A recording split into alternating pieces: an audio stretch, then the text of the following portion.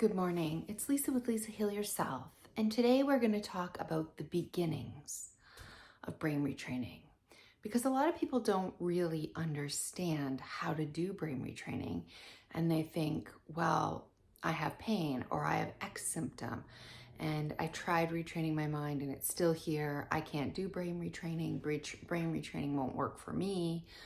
I don't know how to do it. And they're too overwhelmed and they try it a few times and then they just quit. So brain retraining works, but it is a consistent long-term effort. And particularly when we're learning something new, we don't just do it in full at the beginning. Let me give you an example. A child that you want to maybe teach how to do a headstand to. You're not just going to have somebody show them, this is how you do a headstand, gets down, goes up into a perfect headstand, and okay, now it's your turn, try. No, you're going to get down on the mat, tell them where to put their hands, where to put their head, how to kind of roll back, where to find the center.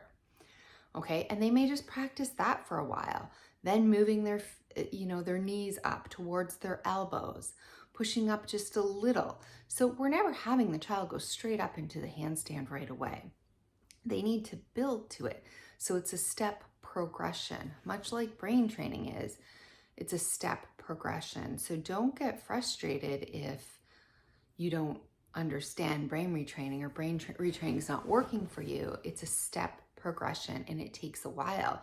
This child will never do a headstand if it doesn't learn the beginning progressions, practice, stay consistent at that, and then when they're ready, we move on to the next step, practice, stay consistent at that, then we move on to the next step. If they get frustrated somewhere in the middle and give up, they may grow up their whole lives and never be able to do a headstand. But if they focus and if they're dedicated and if they just go step by step in slow progression, eventually they will learn to do a headstand, right? It takes consistent practice though. So that's what it is like with brain retraining. Okay, so let's get into the first baby steps of brain retraining. So the very first thing I believe is meditation. So if you can find online, and maybe I'll even do one, a 10-minute mindfulness meditation where you're just sitting, paying attention to the present moment, maybe your in or out breath, something that puts you in the present, just being aware of the present moment. Okay, this is a step to brain retraining. Why? Because your brain is used to going off and veering off a mile a minute in different directions. And we're just saying no. Now we're sitting and we're just clearing the mind. We're focusing on the breath, or we're focusing on our hands, or we're focusing on our heartbeat, or whatever. So you're just telling the brain in small ways, no, for this 10 minutes, we're gonna do this. I know you wanna focus on this, but I'm gonna keep bringing you back to this, back to the breath. So it's a way that you have some power over your brain to bring it back. That's a huge step to brain retraining, whether people wanna believe it or not. And consistent action in this area, meaning doing this brain retraining 10 minutes a day, maybe 4 or 5 times a day, or a 20-minute meditation twice a day. Being able to do these breaks and bring our brain back to what we want to focus on is really helpful. Now, I know a lot of you out there, if you're really suffering, I know you cannot focus on your breath or your heartbeat or anything else except for overwhelming symptoms. If that's the case, then somatic tracking meditation is the meditation for you, because somatic tracking has you focus on the predominant symptom, which you're already doing. So what's the difference then, you might ask? Now you're sitting, you're breathing, relaxing, and you're focusing on the symptom in a new way. It's very subtle, in a new way. So instead of reacting how you might by clenching, by creating tension around it, by moving faster, by talking faster, maybe crying, maybe distracting, maybe doing all these things. No, we're sitting, we're focusing on the sensation, but in a new way, because we're allowing it. We're allowing it to its fullness, to be seen, to be felt, and just to sit back as the observer and say, I don't have to run from you. I can just allow you. Again, you're teaching the brain to do these subtle changes that are actually a form of brain retraining. It's very small, but instead of doing what we normally do when we are feeling overwhelming sensations, we're doing something new. We're allowing, we're just witnessing, we're watching. All these are very important steps. It's like the child this is a very important step. Just learning to put your hands down, your head down, and finding that triangular center. This is very important. If you don't have the foundation right, you can't do a proper headstand.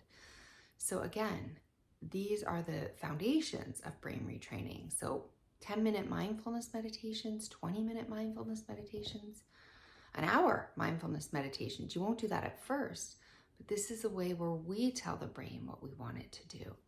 Somatic tracking is, okay, I can't clear my mind. I will focus on that predominant symptom, but now I'm allowing it. Now I'm watching it. Now I'm observing it. I am doing it differently. All right, so once you have those two and you're doing them daily on a consistent basis, a few times a day, you should start to see small changes in how you react in your regular life when you're getting these symptoms coming up. So of course, we're not going to do brain retraining right away and train our brain to not have them. That's not what we're doing. We're training our brain to react differently. And this is the basis. So next, I'll give you one more step that isn't a meditation. So in your normal life, if you're walking around, if you're noticing an overwhelming sensation or symptom, something that's really capturing all your attention, the first job is just to notice and observe. So we observe, hey, this is happening, right? I'm noticing, I'm becoming aware now. I'm not just reacting to the sensation and getting in a spin and letting my thoughts run out. I'm noticing and I'm becoming aware. I'm having an overwhelming sensation and I'm going to try to do something different. So that's, again, the basis of brain retraining. Just becoming aware instead of getting caught up in the sensation or the symptom or the story. We're becoming aware that there is a sensation and a symptom and a story that we have gotten caught up into. And we want to kind of break that pattern. So how can we break that pattern? It's very easy. We notice where it is. We notice it. We stop fighting. We allow. And we notice how we're holding our body. Is there tension? Are we tensing around it? Then loosen. Loosen the body. Loosen the chest. Chest back, open up, go limp. Just untense any muscles that don't need to be tensed. And take a breath and let it out. And that's it. That's really, truly it. We've changed something very small in the moment. Whereas before, maybe our thoughts were running wild, we're tensing around it, we're moving faster, whatever it is that we do, okay? Crying, we're getting hysterical, whatever it is. Now we're unclenching, just loosening our body and deepening our breath. And we may have to do that 10 times, 20 times, 30 times, 40 times. But every time we do that, that's a beginning stage. That's like putting your head down on the mat for the child and just kind of raising your feet to your knees to find that balance.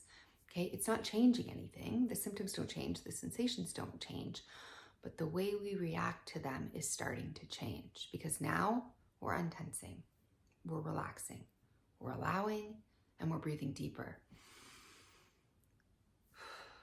And if you can only do that, even if nothing else changes, but you consistently practice that, every time you're practicing that all throughout your day for weeks, a month, you are going to be able to come to the more, harder parts of brain retraining. You're going to be able to come to them. But without this foundation, even though it doesn't change much, it helps to change our reaction to it, which is everything. It helps to soften, to loosen, to calm instead of spiral. So we're really looking for a calming around the sensations instead of a heightening or more arousal. We're looking for less arousal. We're looking for like a deactivation instead of more increased activation. So although this doesn't seem like much, if you practice these things consistently day in and day out, eventually the benefits of doing them will pay off because the body says, oh, I remember this is how we're doing it now. I feel a symptom. We're relaxing into it. We're allowing. We're breathing deeper. And when we give our brain the messages of safety and our body the messages of safety, over time, our brain starts to feel safer. And it doesn't have to react as strongly, right? We're de-escalating rather than escalating the tension and the symptoms and the flares. We're de-escalating, we're settling.